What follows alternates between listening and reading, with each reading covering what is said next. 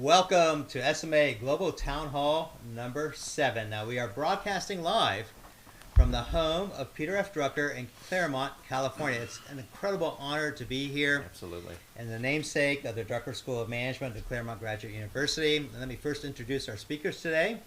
So we have first Dr. David Sprott, the Henry Wang Dean of the Peter F. Drucker School of Management. And we have also the Peter F. Drucker Chair here at the school. And Jacques Keats, the Chief Operating Officer of SMA. And I myself, I'm AJ Patel, CEO of SMA. Now, this is our 7th Global Town Hall. You can watch our other 6 Global Town Halls and weekly excerpts from our weekly Global Town Halls on SMA's YouTube channel at SMA Wins. Now, today's topic is a collision of minds. What if Peter F. Drucker, the father of modern management, and Elon Musk, perhaps the most successful entrepreneur of modern times, met? What would they have discussed? So I do want to say in advance that this discussion is really only going to be about business philosophies and how those are put in practice, not about the personal views of either Peter Drucker or Elon Musk in terms of culture of politics. Now, Elon Reeve Musk founded, co-founded, led 9 companies, each tremendously impactful in their own markets, and many of them actually will have a lasting change on humanity. Peter F. Drucker wrote, I believe, 39 books translated into 36 languages. He is one of the best known and influential thinkers and writers on management theory and practice. Many of his writings predicted major developments of the late 20th century and even now this century, right, including the rise of the knowledge worker, privatization, decentralization, the rise of Japan to economic world power, just many, many different things which we're all experiencing now in the business world. Now, how do we actually come up on this idea? Our producer recently read Walter Isaacson's book on Elon, and she it's a great read. That's right. And she received her PhD here at the Drucker School, including having taken classes with Peter F. Drucker. After reading the book, she came up with this idea of collision of minds. I think it's a great way of kind of demonstrating how some of Peter F. Drucker's thinkings are similar or actually being put in practice by contemporary business leaders. All right, so we're going to cover 3 broad topics today.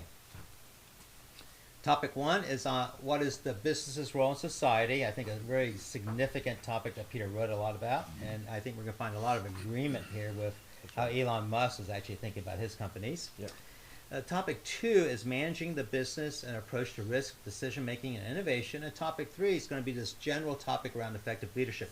I do want to mention before we get started, there's many books here, letters, it's just incredible being here at the home. Perhaps why don't actually get started. David, before we get started on the first topic, can you talk a little bit about the home and Peter's life here at Claremont? Absolutely. Thanks, AJ, and nice to see everyone in the virtual world. So we're sitting in Peter's home here in Claremont. If you ever want to come visit, drop me a note, and I'm more than happy to show you around. It is a museum of sorts, but the home is very much like it was when Doris passed away right around 2013. That was his wife of many years. The house itself they moved into in the early 1970s. Peter worked at NYU for most of his career, and they had a forced retirement age at 65, and then he moved here and spent the next 30 years of his life working and teaching. And you know, as a person who's getting a little bit closer to 65 than other numbers, it's amazing to think that he wrote 2/3 of his intellectual work sitting here in this house in Claremont. That's Wow. impressive. Very impressive, yeah.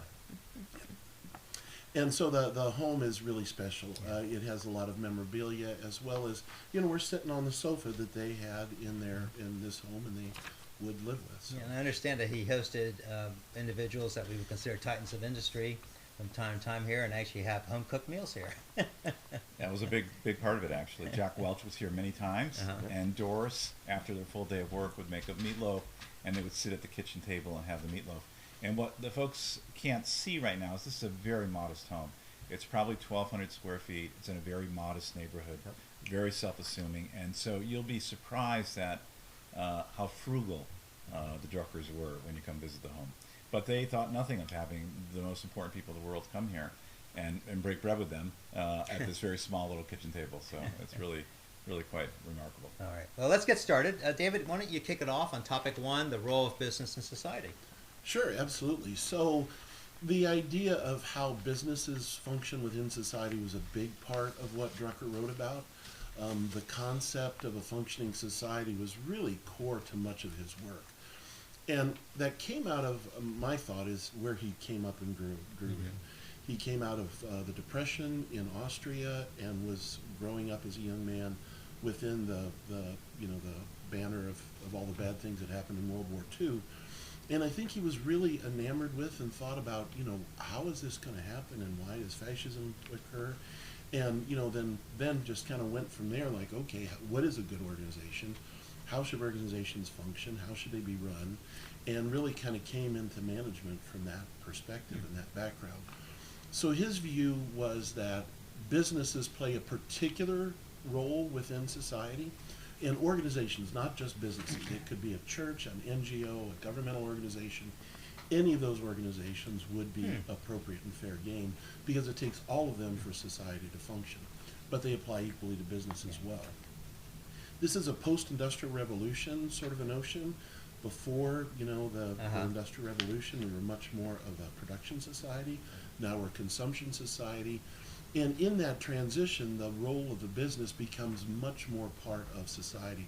In fact, he argues that the businesses should have and do have a moral and ethical responsibility to help society function in a more appropriate way. And for us as individuals to find meaning in our lives. So we should find organizations that fit us, that help us move towards greater goals of what society wants, and the organization should help develop that. So that's quite an interesting, I think, way of thinking about business. Jacques, do you have any points in terms from an Elon perspective, how you see that? Yeah, so I think from Elon's perspective, he doesn't see that as a choice, but rather as a responsibility of business. If you look at what he's doing with, did with SpaceX, the whole idea of, occupy Mars and preserving humanity by, where's some of the driving forces of starting SpaceX. And it's the integration of that as it relates to Tesla, the Solar City, and the other things, all about improving humanity and creating a better environment in which humanity can flourish. And I think that is core to what Elon is. So I'd say he would agree with this, agree with Drucker in that regard. And I think he would, just real quick. Yeah, and the other thing is, it doesn't have to be some grandiose idea of leaving the planet and saving humanity. No, true. I mean, Peter would say it's just as important for, plumbing supply company. One of his big clients was a gentleman from Southern Pipe in Mississippi, and there's a role for that organization to help society improve itself and the people that work there to be able to contribute. Right. So I do think they agree, but I think Peter would say any organization can aspire to that and not necessarily have to leave the planet. But maybe one theme here is that the mission and purpose is a way to get alignment of everybody behind where we're going. Yep. And Drucker wrote about that idea around mission and purpose as a way of driving kind of where we're going. And I think Musk is really, because he's so singularly focused in the various areas, that everybody's aligning behind him in terms of what he wants to achieve. Right. So in that sense, I think we see overlap. Yeah, he's I'd say very hyper mission and purpose yes. oriented, and without a doubt. And right? you gotta throw vision in there too, because that's, Elon starts with that. I think that's absolutely critical, because so vision again is, what's the end game look like? What happens when if we deliver our mission, right? If we deliver our mission, what does the world look like when we're done? And for Musk, this notion of getting to Mars, that's the whole. And so you look at SpaceX, or you look at other things that he's doing with his satellite. That's all a platform to get to Mars. That's right.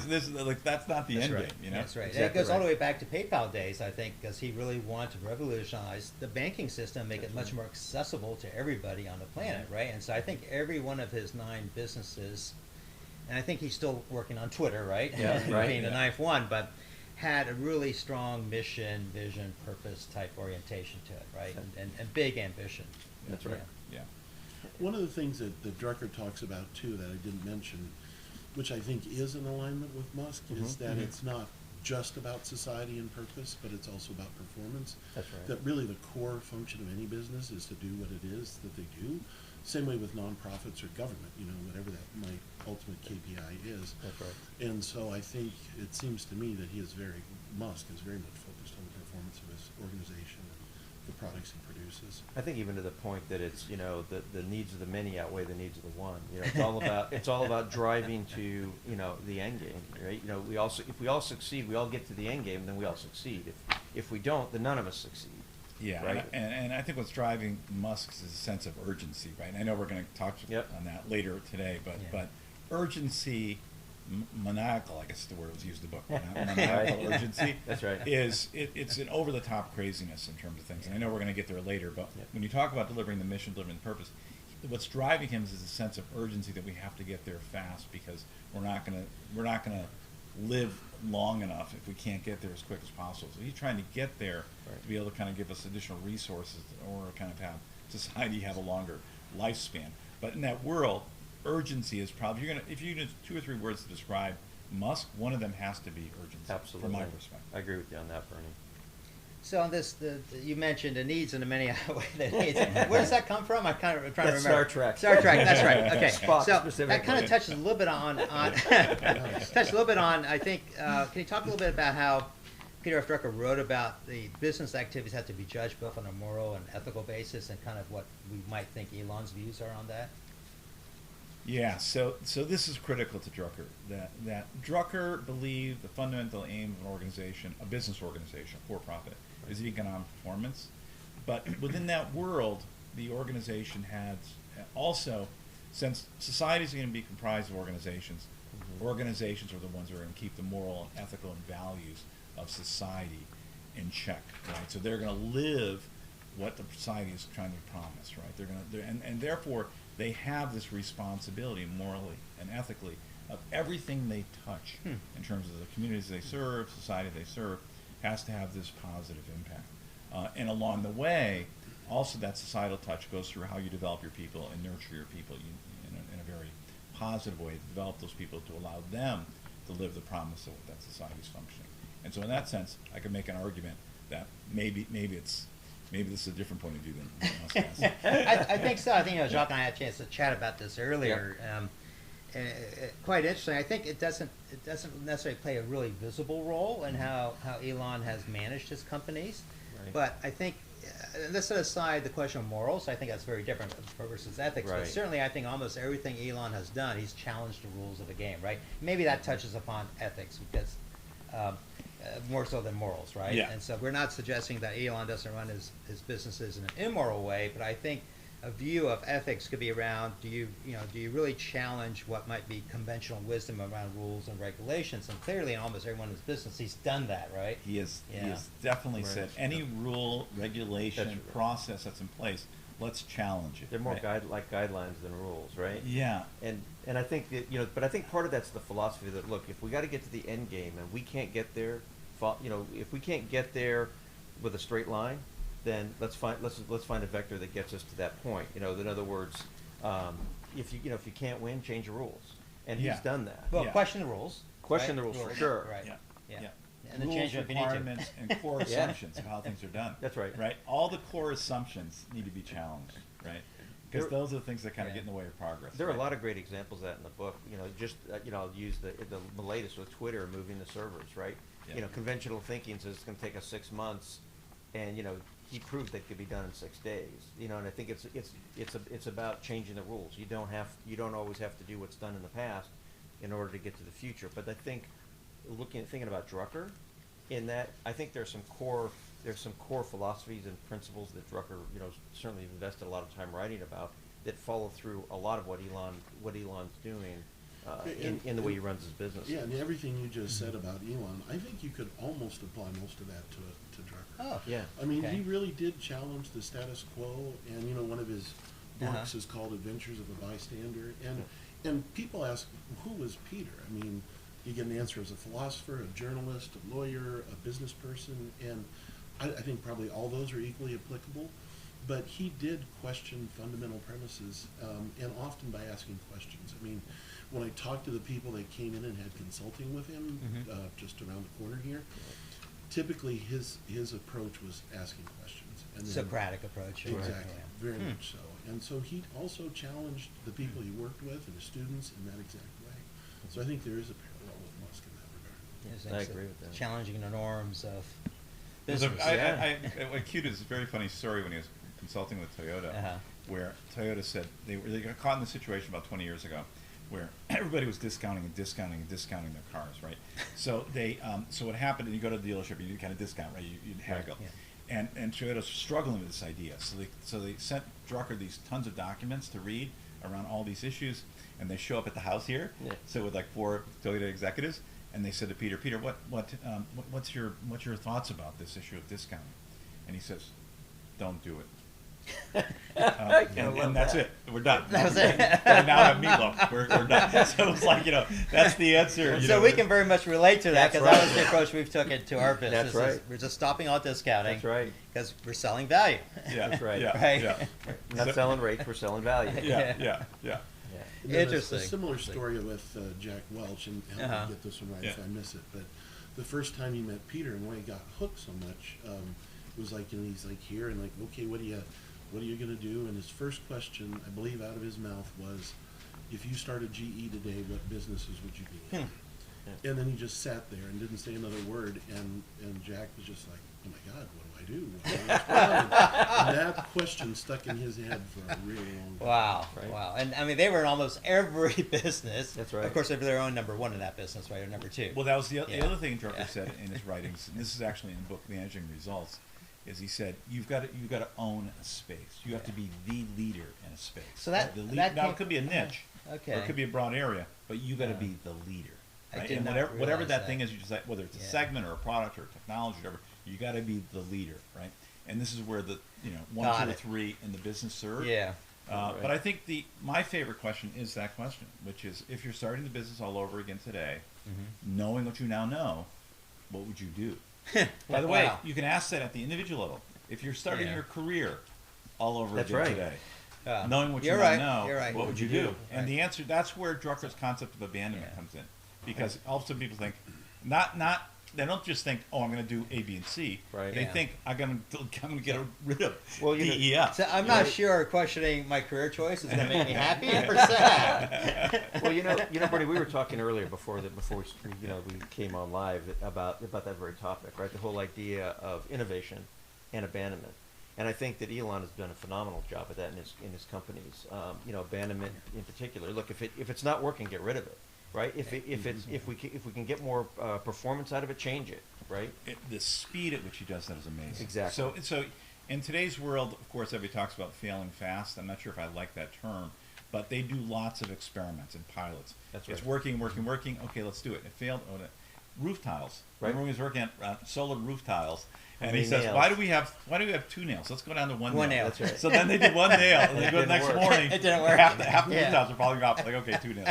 Right. So in order to learn, you have Yeah. to push them into the other side, and then we back up and do 2 Yeah. nails. Right. So it was, Right. it was a very different way of thinking about it. But it's the same with automation. He built completely automated plants that we realized the machine can't do it as fast as a human, and so they got rid of them. They literally ripped the machines out and put them in the parking lot. It was it's a profound one, Yeah. right? So they do all this automation, spend all this Yep. money, and then they realize humans can do it quicker, and they start pulling the automated plant. So the idea that he's doing it, in other words, Right. people would typically say, "Oh shit, we spent so much money here." We can't. We can't do Now that. we're moving on to topic 2, but before we finish off topic 1, just one more. There's this notion of the American dream. I mean, clearly Elon is an exemplar of the Horatio Alger, the whole story there, right? The American dream. Can you just comment a little bit about Peter's views on the American dream?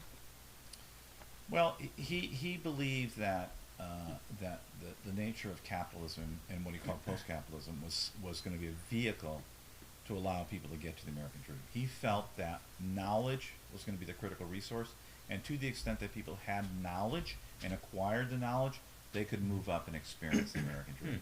So now we can argue whether that's true today. We can argue whether there are certain constraints on different classes of people with the United States. But his view was, if you can acquire the knowledge and you can be the expert in this particular domain area, then all of a sudden you're going to have power and you're going to be able to kind of move within, and society will allow you to move up, as opposed to a caste type of society where you're born into certain privilege. Right. He felt you could overcome those barriers to the extent that you had access to education and knowledge and so forth, and were able to kind of climb up. So that was a key driver, going back to society's benefit, right? But knowledge was going to be the key to help that. Yeah, right. And it's also broad-based knowledge as well. I don't know if we touched on his ideas of liberal art. education, but it really, which is what we have here in Claremont in terms of our universities. Right. But it's not just about business acumen. It's about the arts and the humanities and a variety of things that he really drew from for all of his ideas. So it is more than just learning finance and Yeah, accounting. and this is kind of where I personally see the huge distinction of the school here, in the sense that they view management, you guys view management very much as a liberal arts as much as a science, right? Whereas most other business schools view it almost strictly as a science, a Milton Friedman-esque type thing. I think we were talking Right. about this earlier. I think it goes back to his childhood. He grew up in a very almost sort of privileged lifestyle where they would have these evening events at his home, these salon events, and they would bring it in. And through the years, people like Schupner, Freud, and others passed through the home. And Drucker got exposed very broadly to many, many different areas, which I think gave him this liberal arts perspective on life and on progress and on leadership. And he carried that with him all the way through. So when Drucker taught here, and he was going to make a key point, he'd often tell a story of religion, history of war, of politics, of things that were unfolding in literature, and then he gets to his key point. People say, I didn't know where this was all coming in. And bam, here it's pulled Right. together, right? And that ability to kind of draw from these different perspectives and was part of his, I think it goes Great. back to his upbringing, Yeah, which yeah. was a very different upbringing than Than Musk's Musk, yeah. upbringing. So let's move on to topic 2, managing the business. Really, risk appetite. I think we want to focus on risk appetite, decision making, and innovation. And so, Bernie, you want to open up with a couple of points? Yeah, and like I always do, I'm not going to pay attention to what AJ just said that I need to focus on. I'm going to give a little primer on managing the business, and then I'm going to address these issues. So, if I'm going to give the 2-minute overview of Drucker managing a business, number one is it's all about results. You got to produce economic results. That's kind of the fundamental issue, and everything drives off that. If you produce economic results, how do you get there? You do that through deep customer knowledge, right? Deep, unique, differentiated customer knowledge allows you to drive those results. What do you do with that knowledge? Well, you innovate product, services, and everything you do in the organization. And what do you also do? You abandon things. You always put the future in front of the past. And so you're constantly managing what he called continuity and change.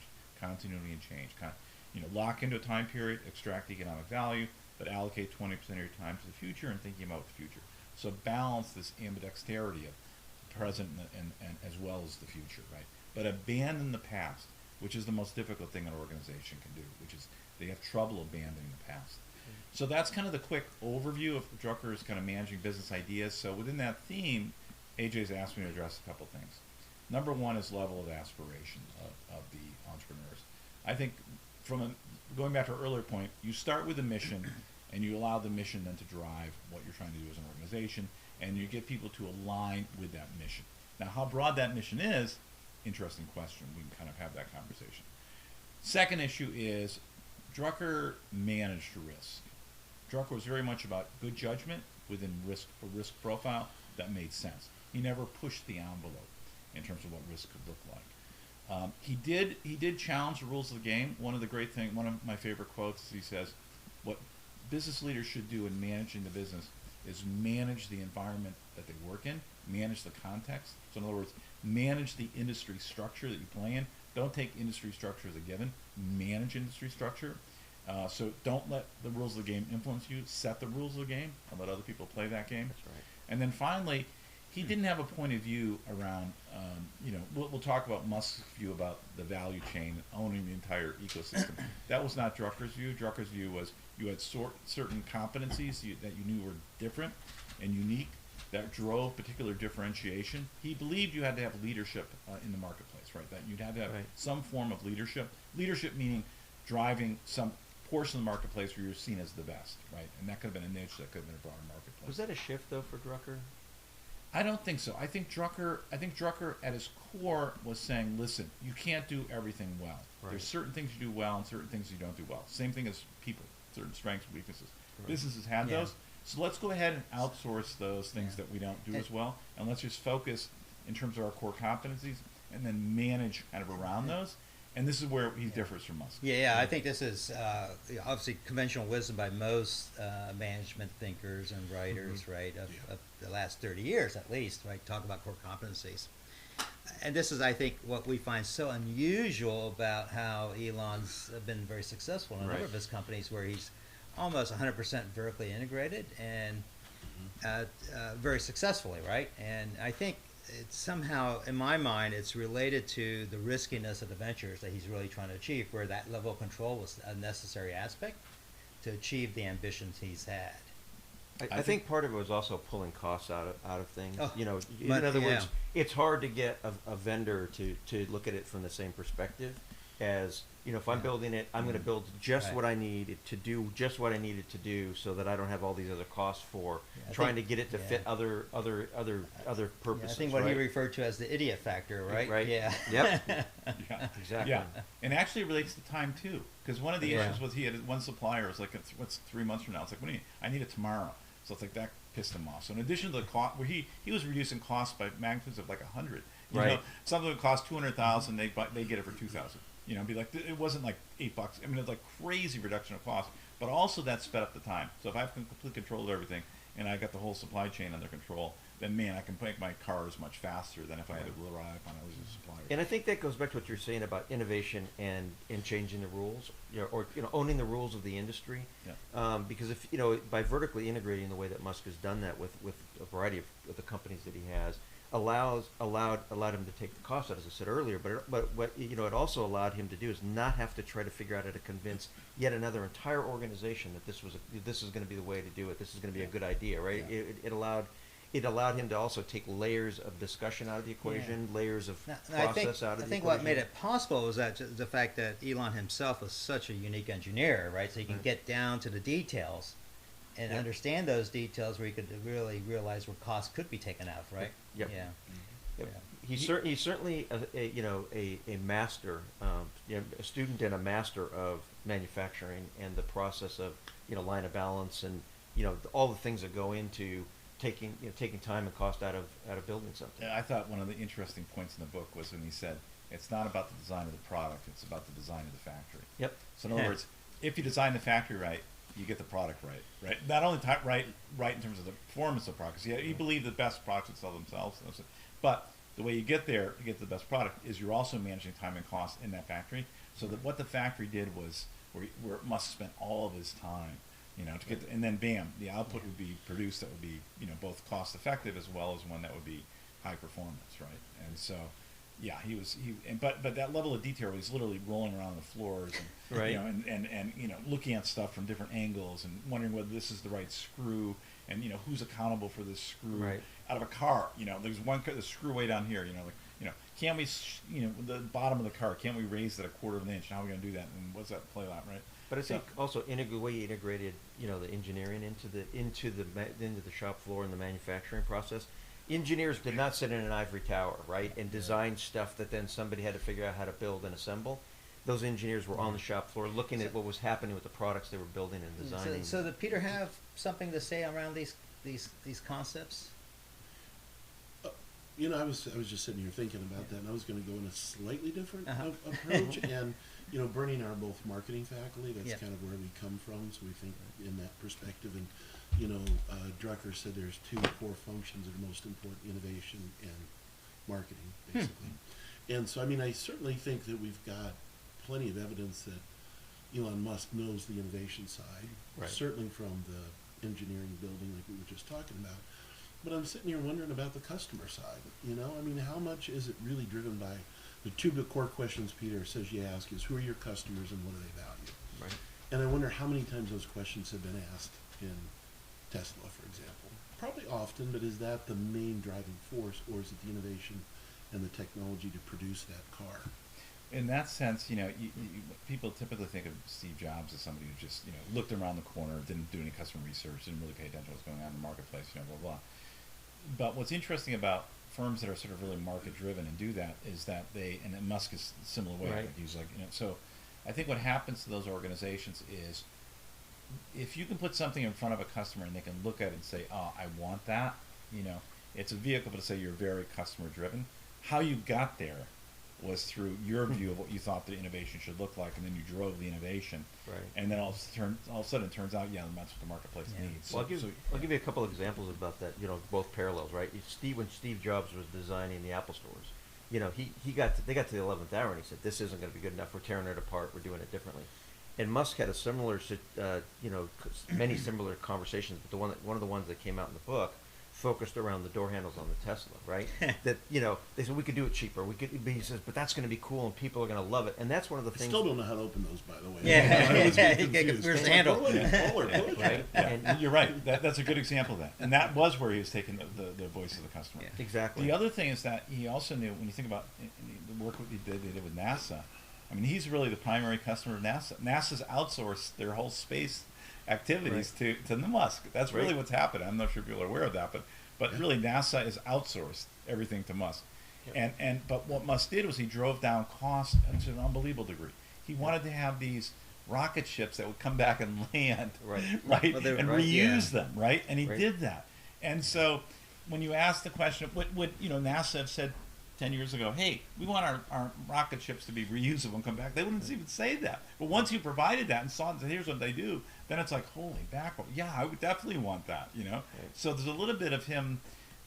So at the end of the day, what is customer driven? Is customer driven asking customers and responding, or is customer driven also the ability to anticipate where the markets are going and put things in front of the consumers, or consumers say, I love that. Yeah, so the way I think about marketing and Elon's business is I don't see it as overt necessarily as we're talking about it, because in the sense that I think it's much more purpose driven.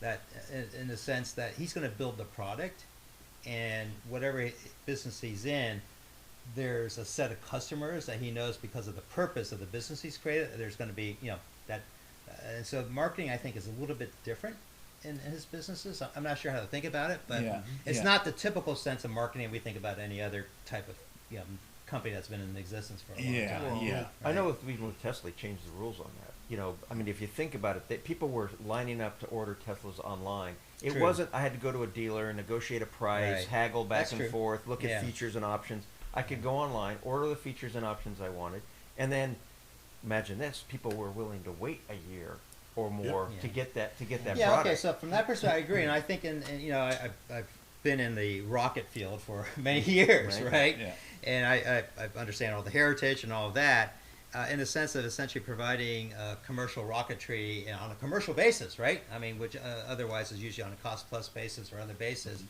That itself is perhaps a marketing technique or tool in Right. the sense that made it immensely valuable to the customers, right? Right. Let's move on, I think, to one of the most interesting aspects of kind of how he manages the business is he's got this huge appetite for risk. Perhaps so outsized compared to almost any other entrepreneur in modern times. Talk a little bit about that and Peter's views of risk versus kind of how we observe Elon's business practice. So I mean, Elon went all in, and there's several times where, if you read the book, where he's gonna lose everything. He's got He it- puts all his chips in. all Yeah. of his Right. personal Yeah. chips in. Yeah. Right. You know, and he thinks he's going to crash and burn, but all his chips are in, and all of him is in. Like he's working 22 hours a day. You know, Sleeping under his right? bed. So he is like all in. Peter, I worked with somebody who was a Drucker disciple in Colorado, and he ran this factory. It was a family business. And the family business, and he was a real Drucker. He was so excited to have me come talk to his leadership team because he Right. felt, because I started to talk to his leadership team, and they're like, "That sounds just like Joe. That sounds just like Joe." I mean, this is what Joe. So they were like, "Holy mackerel! He was, you know, Joe's not making this stuff up. There's real, right?" Right. And so we go out to the factory, and it's quiet. And he said to me, he said, you know, so one of Drucker's principles is if it's really quiet and not hectic, and things are kind of running, that means you have a really smooth running machine. Quiet, peaceful, you know, not out of control, not over the top, you know. So this notion of, you know, the ability to be, you know, urgent but deliver stuff, but do stuff in a sort of calm, collected, thoughtful way with deep process and real understanding, and everybody knows their role. When I think of Musk's enterprises, it's the exact opposite. You know, it's just at some level. And I don't know if Jock may disagree There's with no that. Well, surges, yeah, right? you know, And I'm it's wondering yeah. though, because it's like, you know, is he the guy at the table counting cards, and you know, because if you think about the way that that Musk talks about, and think, you know, the book talked about Musk's business and the whole idea around the fact that he was going all in. But parallel to that is he could look at a problem and say, I can see the path to the answer, and I can see how we can take costs out of this. And so was it? I know the other guy's only got two, a pair of twos, and I've got a full house, and so I'm going all in, Yeah. right? And there's a risk that I could be wrong. I could have miscounted, I suppose, but I think that I don't think it's reckless risk taking. I think it's calculated risk taking, and I think it's just, it's kind of like, would you say Evel Knievel was reckless? Or did he? Was he that skilled at what he did that he was taking calculated risks? That's a good question. Even though I would say, it's funny. I would say Evel Knievel's a good parallel. I mean, in other words, it was a calculated risk. Right. But man, you're jumping over Caesar's Palace Fountain. Like that's a things little can go Now, I'm wrong. not sure how many of our audience members knows even who Evel Knievel is. Maybe Robbie Knievel is. Yeah. His son, maybe. Yeah. Just like Danny Thomas, we used to say. Sorry. I was thinking about one of the folks I met who really did a lot of consulting with Peter, the plumbing guy I mentioned earlier, Marty. And, I think it is that calculated risk. I mean, I think Peter would put out a plan for one of his consulting clients to say, this is where you need to go. And I think he provided kind of that insight and those thoughts that kind of like Musk seems to have internally to say, this is the path forward. And so I think for the person receiving that from Peter, it's like, wow, am I really ready to go all in? And I think the risk taking is the person that ultimately implements that. I mean, I think Peter was more of a guru and a guide to get people to that point and say, okay, here's the path forward that you can take. Right. Do you want to follow it or not? And some probably ignored him, I would imagine, but at least the ones that I've talked to that really did adopt those ideas really changed their lives and the world around them. It's cool. It's cool. So we certainly want to applaud both Peter and Elon in terms of their views around risk. I particularly think it's quite something that you have a entrepreneur in today's times who's willing to, even from his very first company, he's always poured everything he's made into the next company. I don't think there's other entrepreneurs that we can talk about, even those coming out of Silicon Valley, other places that have really had such conviction, right, about that mission and purpose and value to do that. So, one idea I had about all of this, and I don't know if this is what you guys think about this, but one of the things about Howard Hughes as an example, a lot of companies, had his hands in a lot of different things, and I see somewhat of a parallel there in that they said that you'd ask Howard a question about one of his aircraft, and it's almost like he's open, he'd go blank, right, and he's opening up the file drawer trying to find the spec, and it sounds like Elon does very similar things, different personalities and whatnot, but I think there's a parallel there. there is. It's mind blowing actually if you think about it. Like PayPal is so radically different than Tesla, which is radically different from his satellite system that he's got running in orbit. Yeah. Where the president of Ukraine calls you and says, "I need some help." It's Right. like, what do you, okay, and Right. Yeah, He well, didn't call Starlink it- was he a didn't- brilliant business idea as a way to basically use the unused capacity on the space launches. So it's a Right. great way to do that. Phenomenal. Yeah, let's go on to topic 3, which is a really broad topic of leadership and management. And certainly I think this is perhaps one of those areas where Peter's probably written a lot about this. And then what people observe of Elon is related to this topic. So Bernie and David, do you want to kick it off? I can start with a few things. So one of the big things that Peter talked and wrote a lot about is the critical role of the human in management. So it's really a human-oriented activity, and that the person, both the leader as well as the people that are following the leader, really need to be central to it. In fact, he said that one of the most important resources strategically for any organization are the people that are part of that. The other thing that he talked a lot about is just understanding yourself as a person and who you are and how that then manifests itself within the team and within your organization, and that you really have a hard time managing anyone if you can't manage your own behaviors and actions as a leader. And so, I think those are my two big takeaways when I think about leadership and management from a Drucker perspective. It's that every person matters. It's responsibility of the leader to help to bring the best out of a person, and that ultimately we have to be responsible for our own actions and behaviors So before you have to manage yourself first. Right. before you Right. do anyone else.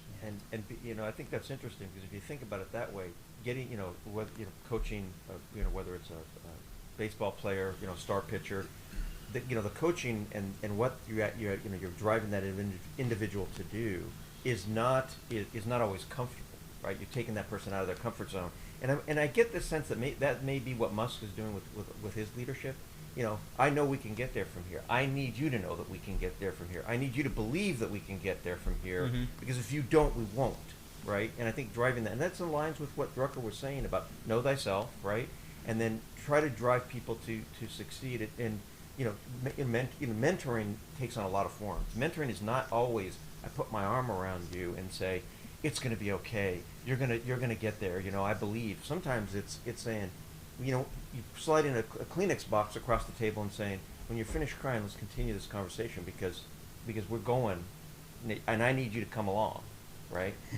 I think it's inherently uncomfortable to move in areas that you're not good at. Yep. You know, like in other words, I want to take you here, but for you to grow, you really need to grow and develop. You got to move into this space that you've historically not been good at, and you got to give up on things that you've been really good at. Right. And that's Abandonment. abandonment. You have to That's a abandon really, before you really grow. difficult thing to do. It was actually something called GE Crossroads model, where you go on a career path where you're an individual leader managing yourself, and then all of a sudden you get promoted, and now you're managing people like you. You have to take a 90-degree turn, and you got to give up all the stuff you've been working on and take on this management responsibility, and then you start managing people that are not in your substantive areas. So now you're So point is, you got to make these 90-degree This turns. crossroads, Right, yeah. right. Crossroads. So I do, before we Corda. move on, just 1 second, I want to encourage all of our audience members to please put your questions in the chat window. Absolutely. We're gonna make sure there's time to address your questions. So please go ahead and start doing that.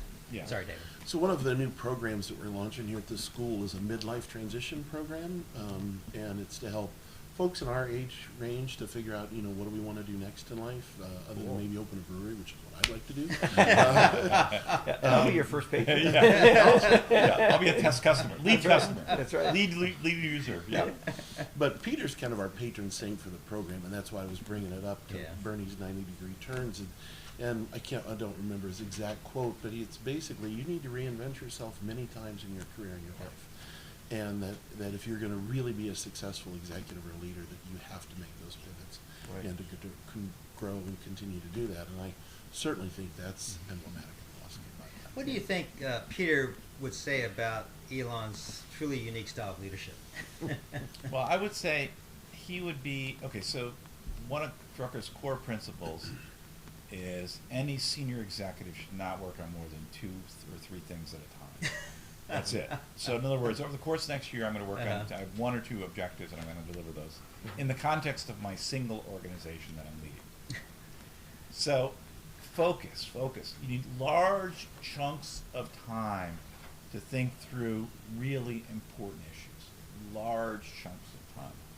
And when you think about Musk, this guy is like all over the place. He's sprinkled everywhere, managing massive enterprises, right? It's hard to believe. I think Musk would stand so outside the norm of what Drucker's recommending. You know, I wonder about that. Okay, And all right. here's why. Go, Here's go. why. Yeah. When you think about, you know, the particular things in the book, whether it's the power, the solar roofs, Yep. or what was going on at Twitter, or you know the battery plant, that was a thing, and when he was focused on that, that's all he was doing. He was living, breathing that one thing, and he trusted. He had to, right? The rest of the organization was doing what he needed them to be doing. And when he solved that problem, he came up for air and he looked so where's the next thing I got to go focus on? So I don't know that he's focusing on hundreds of things at the same time. Okay. We would that's call really that time division multiplexing, I think. Yes, right. Yeah, that's really interesting. I kind of like that idea. Again, for Drucker, time is an incredibly scarce resource. It's actually the most scarce resource. Yep. And so where you allocate your time as a leader is really kind of interesting. You know, I can't do too many things. I should have, you know, it should be a couple things that you should be worried about, right? Immelt used to say at GE, he did 2 things. He developed people and he managed change. That's all he's doing. That's his 2 roles as a CEO. You know, so but what's interesting is I think, you know, this is a different way to think about focus. The idea that once he arrives in the scene, he's all in. He's all in. Right? And that's all he thinks about for as long as it is. Which means, to your point, somebody's running the other parts of the organization. Right. Yeah. Yeah. You know, I was thinking about it because, like, you know, they talk. They talk about, you know, they know where their kids are, right, and they kind of have a sense of what's going on, but they're not helicoptering, right? Yeah. And I think it's the same thing about the business. If there was a problem, he'd be all in solving the problem. But otherwise, what he's doing is giving his kids the experience, opportunity to grow. and but likewise, he's focused on that particular problem in that particular business, in the same way, and he trusts that the others are going to be, managing the problem, and that's why I think he's hard on people when he comes up and says, I can't believe that that this went awry in the 3 weeks I was doing this. How's that possible, right? Yeah. And I think, that's the one place where I think probably there's a difference, which is for Musk, it was all about the results and all about bringing people in. Let me frame it this way. Drucker talked about human resources. And what he would say would be, if you treat it as a resource, you treat it one way. If you treat it as a human being, you treat it another way. I would say Drucker's view is to treat it as a human.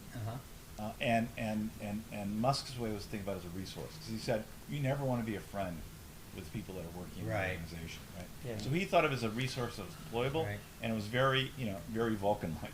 You do A, B, C, deliver that result, and then we're fine.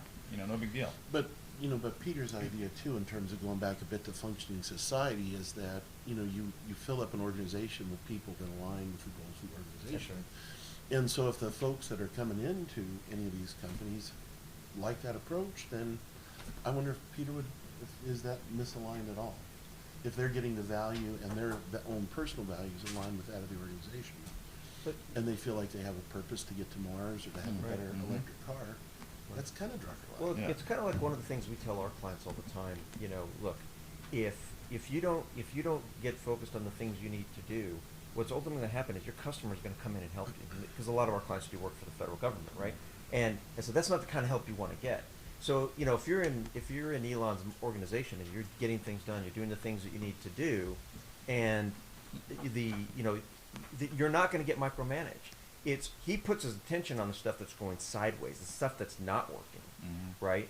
And everything else he's not going to waste brain cells on that because because you're getting it done, right? And so I think there's that balance between micromanaging and problem solving. So this, I think, perhaps gets us closer to what might be a touchy subject about empathy, nurturing, and developing people. Talk a little bit about they seem to have such diametrically opposed views on what's needed. So for everybody's benefit in the audience, when I read the book, I was thinking people last for Musk's organization if they last for a couple of years, 2-3 years, that's pretty good. And they hit the stamp. It's sort of like you went to Harvard Business School, stamp, clunk, you kind of move on, right? So, and there's a reason for that, because these ridiculously talented engineers, and there's several stories of these unbelievably talented engineers. I remember one story where the guy had worked like 20-hour days for like 3 full weeks, and it's Friday night at like 10 o'clock, and he's not out at the space launch area because he's back spending time, kind of getting some sleep. And Musk got there at 10 o'clock on Friday night saying, where the hell is he? And this guy's been putting in 20-hour weeks, 20-hour days for weeks on end, and he just crashed. And Musk says, where the hell is he? And so the guy arrives at 10 o'clock at night, they work through the night, yabba yabba. That notion of so first issue I think Drucker would look at that and say that's nuts. So that's the first thing. The second thing I'd say would be, when for Drucker's perspective, you're hiring human beings, which means you've got strengths and weaknesses, and that. But everybody, the person you're hiring, you got to put them. For Drucker, the most important choice around human beings was to put them in the right role. If I put people in the right role, then knowing their strengths and weaknesses and how they like to work, then they're going to really contribute. They're really going to be able to excel. And I think this issue of getting the right balance, of putting people in the right role, but then also making sure that you understand who they are as a human being. So there's a little bit of a conversation around what do they want to achieve, where do they want to go, how do we develop them, what's their career look like. That's missing. And maybe the case that Musk did that, but that whole thing around who are you, what do you want to achieve, where do you want to go, was not anything that showed up. It was more like, we're delivering this mission, and you're going to deliver this stuff. And I don't care who you are. You're AJ, great. You're Jock, I don't know. It doesn't matter. It doesn't matter, right? And maybe that's where it's a little bit different. I don't know. Yeah, like going back to the pipe example again, when I went to visit their company, there was a sign of long-term employees, and I think the longest-term worker there was at this place for 54 years. Wow. And it's like, that's a whole different approach to thinking about development and how it really is a family. And, the point that we spend more time at work than we do at home with our kids and our spouses is something that I don't think can be missed. And I don't think it was missed on Drucker at all. Well, so I think when you think about Elon's businesses, right? I mean, there's many of them have thousands of employees, right? And so it can't be like you've got thousands of people who have the same level of dedication as Elon does, right? So I think there's this interesting. It's not a dichotomy, but there's this interesting aspect where there's got to be, I don't know what the minimum critical mass is, where at least a certain critical mass of the leadership team has to very much be in step with Elon's leadership style, right? And perhaps the lower you get into the organization, the less so. And I don't know, in Mr. Isaacson's incredible book, it wasn't clear to me how flat the organizations were versus vertical, right? Any comments on that? Yeah. Where my head went was both the comment on Musk and then comment on Drucker. Yeah. So today's term for businesses is to delayer. Delayering just means if you had 7 levels between you and the bottom of the organization, you got to get rid of layers because that's where all the mud happens and things get stuck, communication styles, all that. So you want to be as decentralized as you possibly can be and get to the voice of the market to drive through the organization. That was very much Drucker introduced the concept of decentralization. That concept didn't exist until 1945 in his book, Concept of the Corporation. Right? So decentralize, get close to the marketplace, push stuff out there, and that's why he loved the fact there were certain divisions within GE, General Motors, that were just their own separate entity that were close to the market versus the giant, Chevrolet divisions and stuff. So point number one is he was very much about getting close to the market, decentralized, and pushing things kind of close to the marketplace. I don't know where Musk is on that issue. Yeah. I didn't get a sense of any of the organizational structures, but you could see if you take a look at the factory, you got to believe that everything's really close to what's going on. Engineers.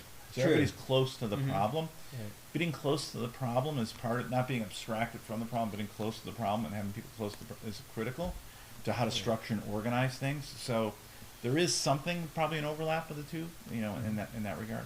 Well, AJ, I know when you came back to SMA, one of the things that we delayered. we delayered, but hugely. But we also had issues where we'd have meetings. Everybody's in the same building, and everybody's on a Teams call or Zoom call or WebEx, whatever it was at the time. They were calling in remotely instead of being in the conference room. and then sniping through text messaging and things like that. Where if you look at what Elon did, Elon sat in the middle of Cubeville. Or on the factory floor or on the roof or wherever it was, and was integrated himself into the ongoings of the business. For sure. All right. So I want to make sure we leave time here for questions. There's a handful of questions I want to make sure that we have a chance to try to answer. Before we do that, I want to ask David a question, and I'm sorry for springing this on you, but. If there's an opportunity for you to have Elon come in and give a lecture or actually teach a class, what would that be? My first immediate reaction would be on innovation, which is what I would immediately kind of come to mind, given kind of our current curriculum. I think that's probably what I would pick. Maybe entrepreneurship. I mean, you could do a heck of an entrepreneurship class. Yeah, no doubt. That would be really fun. Well, Elon, if you're listening, please. I would say, one of the things that I do in the Drucker class, I talk about these 10 Drucker principles that collectively represent Drucker's philosophy. Maybe I could see Musk principles. there could be like 10 Musk principles that represent a philosophy, a school of thought. Right. And some of these are push things out closer to the problem. It could be things related to how it is that you manage risk. It could be related to control the entire value chain. Right. There's probably, time is the most scarce resource. So there's probably like 10 principles. So maybe 10 principles plus the 5 most important questions, right? Because Drucker had the 5 most important questions. That's right. I'm curious what Elon's 5 most important questions would be. Well, I know it's always about going back to first principles, right? Did we start with first principles on what this topic? All right, so before we get to the questions, I do want to ask, since we're on the topic of the Drucker School of Management, can you just talk to us a little bit about the school? And certainly, I'm an incredible fan of the school, and we have other individuals in the company who have been there, gotten their PhDs or gotten your MBAs there. Just spend a few minutes, please. I'll give you a spot here to kind of promote the school. Oh, appreciate that. Thank you. So we were founded with Peter when he came here as part of that. Maybe we offered a little bit of business before that. I'm not entirely sure. And so really unique in business schools. You know, when you think of like pick your favorite name business school, it's normally after a donor or someone that writes a big check. And for us, it was based on his ideas, which are still alive in what we do. We're graduate only, part of a liberal arts university, so we have the opportunity in our coursework, whether it's MBA or PhD, to really cater to what you want to do as an individual and how that can grow you as a person. As an example, our MBA, half of them are elective credits, so it's 48 units. 24 of those, you can take anything that you want. Art, English, health, science, math, whatever would make you a better person to get prepared for your next stage in life. It's incredible. That is fantastic. Yeah. So really highly recommend, if any of you are thinking about getting an MBA or perhaps a PhD, please consider the Drucker School of Management here at Claremont. It's an incredible institution. Appreciate it. We're just launching a new executive PhD program, which is aimed at people kind of like you guys. Ooh, so, okay. So, Just a subtle suggestion. just a subtle suggestion. Okay. All right. So let's move on to questions. And I'm not going to name names who's actually going to ask, but this is from an individual who's been a very committed follower of our global town halls and our town halls. The former chief operating officer at the Skunk Works, so he knows a thing or two about innovation. It's actually his job as COO to put innovation into practice. Interesting question. How would this discussion include the elements of the Outliers book? That is, how the path to expertise of 10,000 repetitions perhaps fits into Elon Musk's construct. That's a great question. First off, there's a really interesting issue around kind of practice. Peter was a big believer in the practice of management. Actually, there's a book that's written on what good practice kind of looks like right now. And the short answer to that, and I'll try and remember the book title, we'll get it out to folks, is you can be you can be an expert in many hours less than 10,000 if you follow certain principles of practice. And there's 7 principles of good practice. Okay. But point being here is simply that it is a practice. It is something that's a learn. It's something that you can kind of acquire good expertise in, and that it's a situation where you've got to practice and learn over time and adjust. And that's why he called this first book Practice of Management. He didn't call it like management. He called it the practice of management, right? Mm-hmm. And he used that term very explicitly because we're still practicing. Yes, yes, every day. A lot of people that are really truly steeped in Drucker, they still do that. And the stories I always like is with Edward Jones, who's a big Drucker organization, and the original founders, they would spend, I think it was an afternoon a week, going through practice of management, looking at the specific examples and saying, okay, how do we implement that in Edward Jones? And many of those lessons and the practice that went into it are still as part of what the company is today. Yeah. And I've also heard stories that, they would come back and like, well, that didn't work, so we better try again and practice a little bit more. Right. Yeah. Wonderful. Just a quick question of clarification, perhaps ask either of you to, can you define what a vertically integrated organization is? Yeah, so if you're Musk, so what's interesting, let's take the car industry as an illustration. You probably know that the car industry is one where there's a lot of component manufacturers. Like you have somebody who produces the tires, somebody who produces the engines, somebody produces the brake pads, somebody produces transmission. And all these different parts are all over the place, and typically in hubs. Or if you look at Germany, you'll see the car manufacturer, Daimler Chrysler, and all these hubs all around it, right? And you rely upon that supplier network. You stay to your core, and then you rely upon all these other people to supply you with parts for you to then produce the car. What Musk did is said, that doesn't work, because I can't predict the reliability of suppliers. They may not be working the same time frame. They may be too costly. So I'm going to control as much of that overall production process as possible, from raw materials to supply chain to delivery, so that he can control the overall production process as much as possible. Now, he doesn't back all the way up and start to own steel companies, but he's trying to push it back as far as he can, so he can control much of that, reduce much of the risk around time and cost as possible. There's a risk factor here, which is sometimes you vertically integrate and the industry moves very quickly, and your vertically integrated model doesn't fit the evolution of the industry. But the upside of it is you get control over a lot of different parts of the value chain, and that's how you. And there's a handful of examples. I think most companies have moved away from vertical integration, but there's a handful of examples, particularly in the aerospace and defense industry, where there are massively complex systems that are fully vertically integrated for similar reasons why Elon's vertically integrated, for example, SpaceX, right? Because if you're doing something that's really risky, you're pushing the state of the art, regardless if it's technology or actually taking costs out. Vertical integration is a form of control to make sure you achieve your objective, right? I've worked on programs in my lifetime on satellite systems where every single thing was made by the company I worked for, right? Pretty amazing. Wow. Yeah, you don't want to be you don't want to be fall victim to an O-ring, right? Yeah. Right. Yeah. Right. Yeah. All right. So we have two interesting questions about SMA and Drucker and Musk.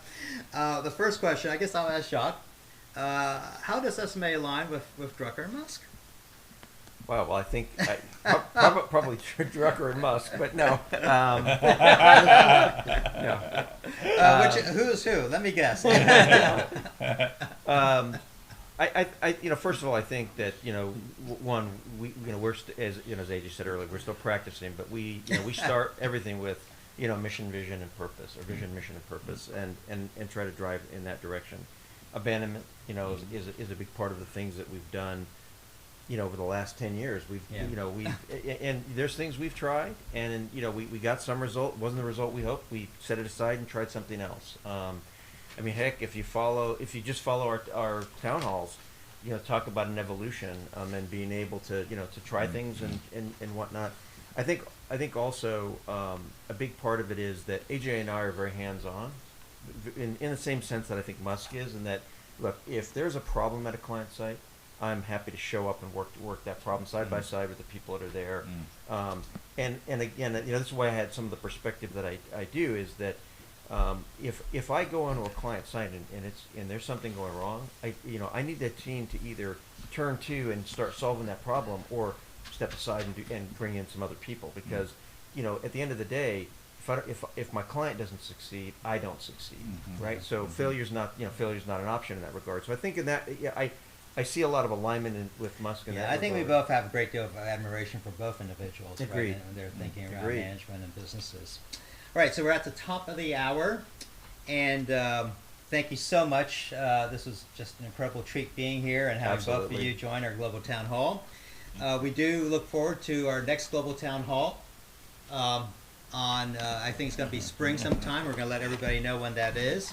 And please give us your feedback. Yes. And I think the feedback you put in the chat window on this Global Right. Town Hall, how can we improve it, what you like, what you didn't like.